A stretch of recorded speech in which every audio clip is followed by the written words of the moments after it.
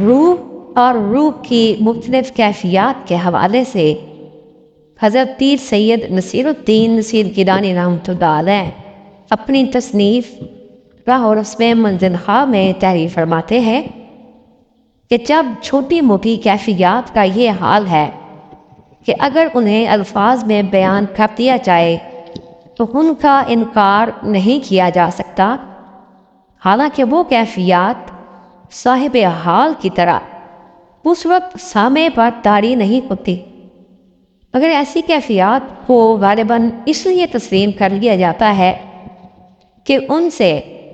نوع انسانی کے ہر فرد کو واسطہ پڑتا ہے۔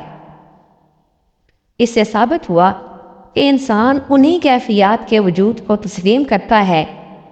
جس سے اس کا واسطہ پڑتا ہے، مگر جن کیفیات و واردات سے وہ محروم ہوتا ہے ان کے وجود سے صرف اس لیے انکار کر دیتا ہے کہ وہ ان سے دو چار نہیں ہوا۔ یاد رہے کہ خوشی اور غم جیسی کیفیات کا تعلق تو عالم اجسام سے ہے۔ جو لوگ ابھی تک مراحل اجسام ہی کو عبور نہ کر سکے ہوں، ان کے نزدیک روح اور روحانی مراتب اور کیفیات کا وجدان و عرفان اور ان کے ہونے نہ ہونے کا احساس کیسے ممکن ہے؟ مگر حقیقت تو یہ ہے کہ جسمانی کیفیات کے وجود کی طرح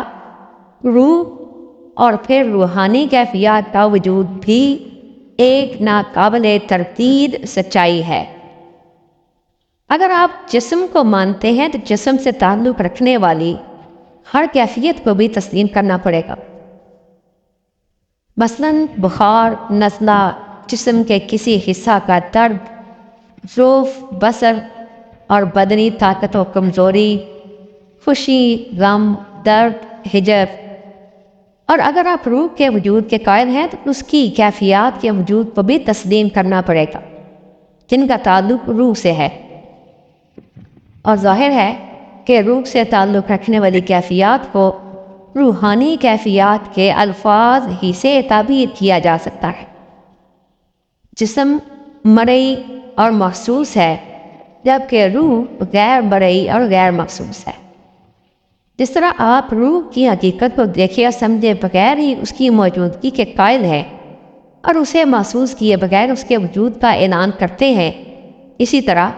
آپ کو روح کی ان غیر مرئی اور غیر محسوس کیفیات کا اقرار بھی کرنا ہوگا، ورنہ یہ تسلیم کرنا پڑے گا کہ روح کسی کیفیت یا کیفیات کی مالک نہیں، حالانکہ